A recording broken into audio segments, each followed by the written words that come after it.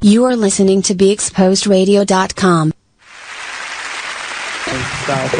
Hey, what's going on? What's going on? Welcome to the Artist Exchange here live on BeExposedRadio.com. Hello. I'm here, your host, Nate, with my co-host, Miss Amma Brown. How's it going? Joining us again, as always, is Mr. Kenyon Parson. Me. I'm just saying. He's that little brother, so you can do stuff like that. Always holding us down is Mr. Robbie. What's up, Robbie? You gotta judge Robbie's like day to day. Yeah. Friday, he's like, Saturday, he's kind of like, All right, I'm rolling out. It was a Subway sandwich yesterday. I wasn't no more good. Sorry. It filled you up. It hit you. They hit you good. And it was only half of the sandwich. Oh, wow. Wow. Must be nice. It's the weather. It's probably the weather. Speaking of the weather, whoever complained to Mother Nature, just leave her alone. Because apparently she's going to do what she wants to do. That's all. Regardless of what you ask for. So just let it be. And that's it. Enjoy the cool breeze because it could be 110. They're talking about 90 next weekend. See, that's what I'm saying. This is what I'm saying. Now you're complaining. People are complaining. This is built-in air conditioner. Let's keep it like this. You can just add layers on. There's nothing wrong with wearing a jacket in the summertime. No one says you have to wear sandals in the summertime. I'm pissed. I'm just saying. I want to put on my bathing suit top and some shorts. You can do that. Do Flip-flops. that. You might be a little chilly, Damn. but I'm just saying. Put your coat on. I saw somebody with a pea coat on. I said, "This is what are we in? What is going on in this world?" I mean, in the Midwest, it's still winter over there. They got the hail. The size of baseballs. Yeah, See, we're not asking for that. Just keep that to a hush. Tornado Alley, man, they going through it. Joining us for hopefully the summer is our new internish. I'm gonna call it internish. It's Jasmine. This is my little cousin. She's gonna come and help us out. Right, she got to do something about that small voice though. Yeah. Oh, that's a front. Right, that's what I'm saying. She's a cowser. It's a bunch of new people. She's a cowser So she got a through big and mouth through. like all the rest. Okay. So therefore, she really that cowser blood about to come out of her. Just give a couple seconds. It's about to come out. Put some music on. It's gonna come out. And our special guest for the day is Mr. Kaumba, visual artist. Peace. How's everyone today? There we go. Mr. Joseph Edwards. He's a playwright and actor as well. Greetings. And producer now. Yes. And director, probably so. Shoot, I need a job. And a bunch of other things. And a bunch of other things. Don't forget to give us a call, 410-702-5657. Or you can text us at 443-642-9403. You can ask our awesome artists as well as our panel of people here. Questions, comments, concerns, whatever. I think they'll take it. Today's topic is being a black man, part one. It actually stemmed from a conversation I had with Kaumba where we had some similarities in growing up. And being a black man right now is, I want to say, very important because of all the things that are going on in the news and just the cities like this, period, with people really urban areas, seeing how black unquote. men have been treated for so long. And some of the things that goes into being a black man and really what is it? So that'll be my first question to both our artists. To you, what is it to be a black man? Woo! I know that's a big question. Well, it's a great question, actually, because... Thank you, sir. Yeah, it's a great question because what's interesting about it is that the older I get and the more I study and the more I learn, the more I realize what a black man It's more complicated is. than we've been taught. Absolutely, man. And I think that once you get some historical continuity and you understand your ancestral history and you restore some of your ancestral memory, you really start to understand who you are, and then you really start to understand why people are attacking you. Because we carry, some of the original DNA, and we carry the DNA, absolutely, and we also have a spiritual prowess that I don't think we're really aware of because of a lack of knowledge. I think we know, but it's that thing of having it inside of you and running from it. Like somebody just tell you, my grandmother used to always tell me, like, I think I see like you in the pulpit. And I was like, yeah, sure. Gotcha. And then you would run the other way. So it's something that we may be ignorant to and we feel it, but we just we can't put words to it or make it concrete. Absolutely. And that's what I mean by lack of knowledge. So until we create institutions and processes that really teach us the truth about who we are, then we continue to, wander here and there trying to figure it out and being persecuted, so to speak. Right. But for me, understanding what my purpose is on the planet has really kind of connected me to what my purpose is as a black man. Right. Right. So, you're looking at, we've been in this country for all these years basically fighting for liberation, however you want to define it, and however people want to run away from it. But that is, as far as I'm concerned, one of our main purposes for being in this hemisphere is for total liberation. You look at any of our leaders, that's all everybody's been fighting for, no matter what their perspective or what their method, right? So far as I'm concerned, essentially my role as a black man is to fight for total freedom and liberation of my people, however I do it. There we go. Right? And so that, of course, means you got to understand what you're fighting against and what the past legacies have been around that area. And of course, I can talk more, but I'll give someone else an opportunity. Mr. Kaumba, I know that's a question for you, but how do you see, not just yourself, but what is it to you to be a black man? Well, to me, to be a black man is using what we have inside of us to bring what we envision out. And yes, it's a very difficult thing, but it can be done. It has been done. And that's the one thing that I'm, learning to work with is like have the vision, work towards it, and make it happen. But things don't happen, in seconds like that. And part of that is working on yourself and having the discipline to, continue on. And that gets difficult living in this environment, and not just that it's not just this place, but all over the world, because it seems like if you go out there to put yourself out there, somebody could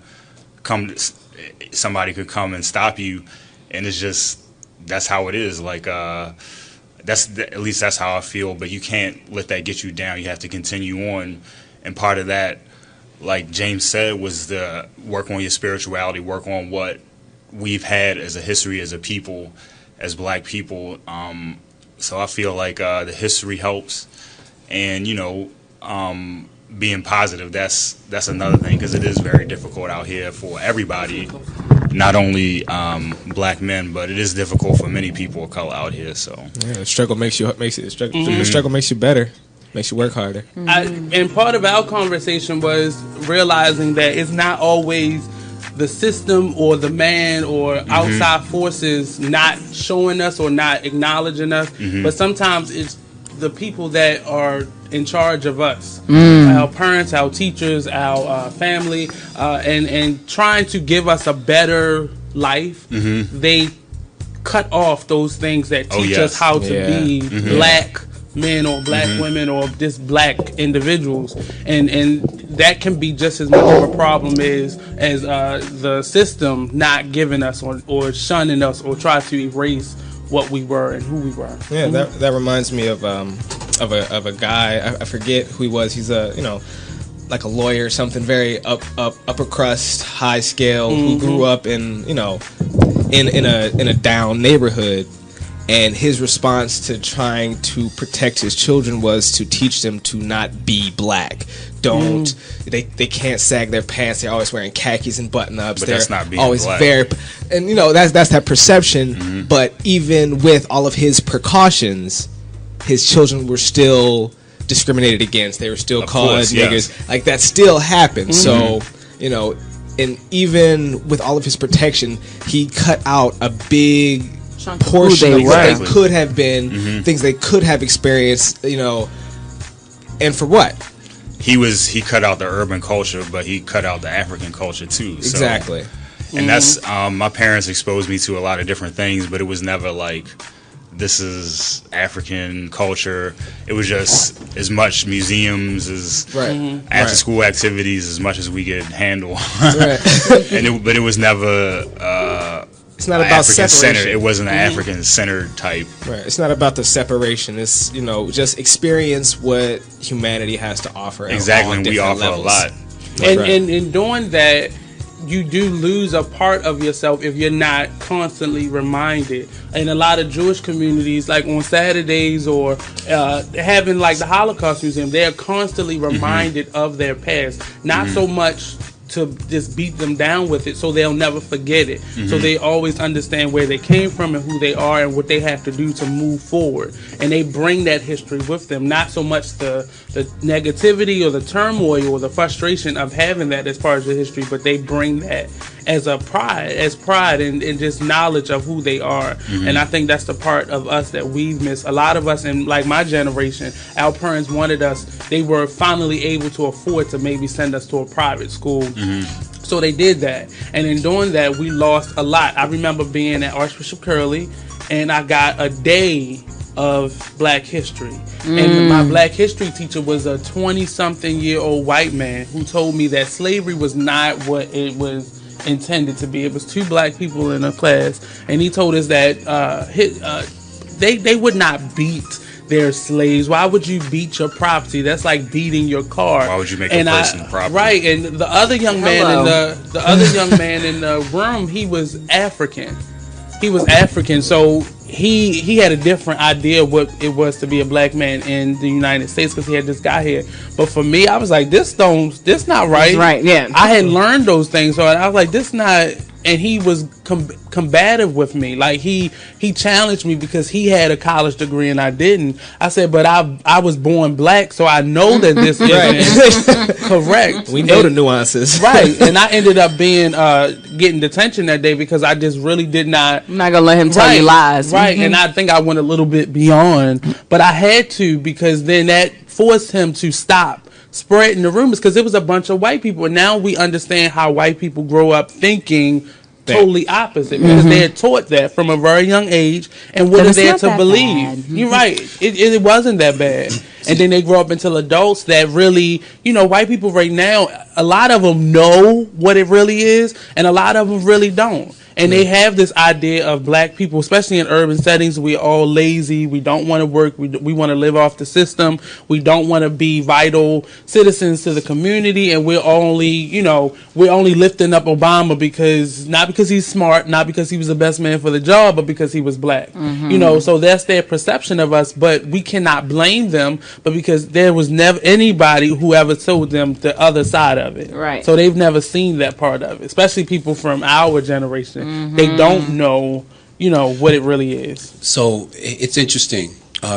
You mentioned you mentioned the Jews, and you mentioned the fact that they have actually institutionalized the socialization of their children, Yes, and also the exposure to their plight and their culture, right? Yep. And so when you look at what has happened to Black folks in this country, you have to look at how American governmental policy actually was used as a weapon to destabilize Black communities, to deprive us of opportunity, to deny us loans and all kinds of things which are not in the history books, which is not talked about, in the classrooms, which actually a lot of white folk don't even know about, but the government knows about it. And so what happens is, so you come to a period like today and you say, well, look at Black folks, and you blame our condition on us when you don't see the unseen hand